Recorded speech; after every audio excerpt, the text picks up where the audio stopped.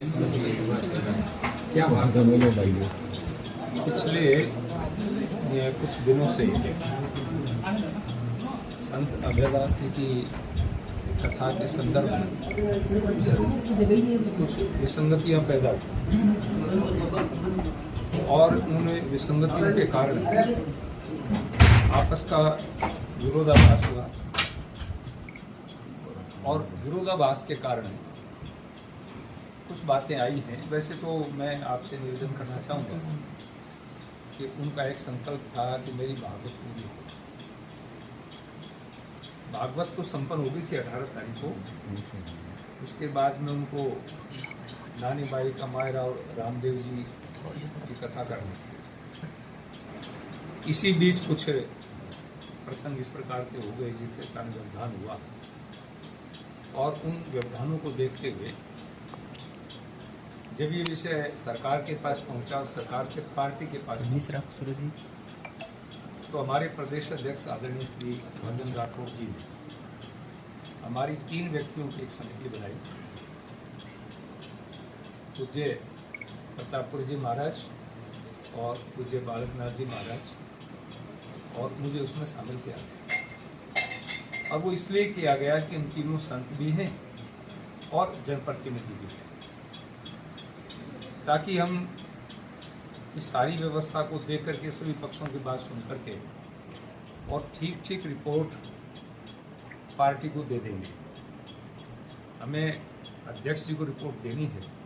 आज लगभग हमने सभी पक्ष विपक्ष जो संबंध है, इसके अतिरिक्त सामाजिक लोग हैं, कुछ संत हैं, हमारे विचार के लोग हैं, प्रशासन है, सबसे हम सुबह, मैं तो सुबह रात को ही आ गया था और मैंने तो सुबह लगभग 10 बजे से प्रतापपुर जी महाराज भी पहुंच गए थे। उन्होंने काम शुरू किया, 1 घंटे बाद में बालकनाथ जी भी आ गए।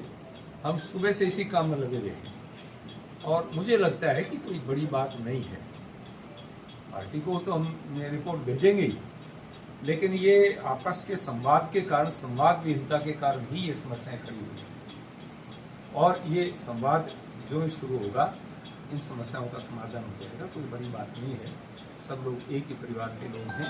कभी कभी परिवार में भी मतभेद हो जाता है, तो हम पार्टी के अध्यक्ष जी को ये रिपोर्ट दे देंगे और ये समस्या का बहुत जल्दी ही हमारा विचार है कि इसका समाधान हो जाए। अब कथा वापस पुनः शुरू करेंगे? देखिए, ये विषय एक बार हमें अध्यक्ष जी से बैठ करके बात करनी पड़ेगी, क्योंकि हमें इसलिए भेजा है कि आप वहाँ की वास्तविक रिपोर्ट लेकर के आए। हर पक्ष अपनी अपनी बात कहता है, तो हमारा तो तीनों का जालोर से कोई मतलब नहीं है। सर, समाधीनता किस किस के बीच हुई?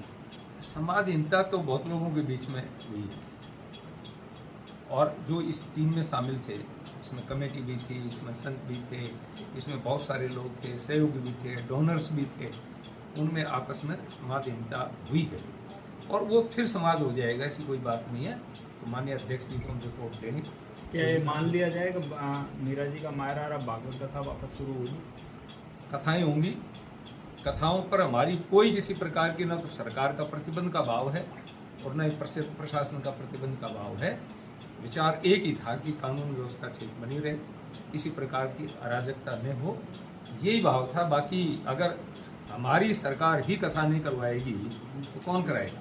प्रशासन का मानना है कि पूरे हमारी सरकार ने तो गुरु पूर्णिमा के दिन प्रत्येक मठ और मंदिर के अंदर सरकार की ओर से एक व्यवस्था करके, पार्टी की ओर से व्यवस्था करके सभी गुरुजनों को मुख्यमंत्री जी ने पत्र भी भेजे, शॉल भी भेजे और मिठाई भी भेजी।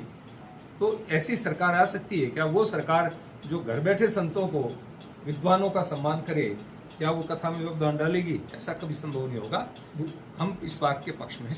सर, प्रशासन का कहना है कि पूर्व में इनके सिक्किम हो, प्रतापगढ़ हो, सांप्रदायिक मामलों में केस हो रखे हैं और यहाँ भी इन्होंने उस दिन कथा के दौरान कुछ अनर्गल ऐसी बातें बोली, असंवैधानिक। मैं निवेदन करूँ, हमारे सामने इस प्रकार के कोई तथ्य नहीं आए हैं कि कहाँ किस प्रकार के मुकदमे हैं, केस हैं, क्या हैं। हमें तो जालोर को देखना है। 2 घंटे से ज़्यादा आपकी यहाँ वार्ता हुई, आपकी बातों से अभयदास से संतुष्ट हुए थे? देखिए, मैं निवेदन करूँ, हमें उनसे संवाद करना है, संतुष्ट होना, असंतुष्ट होना, ये विषय अलग है।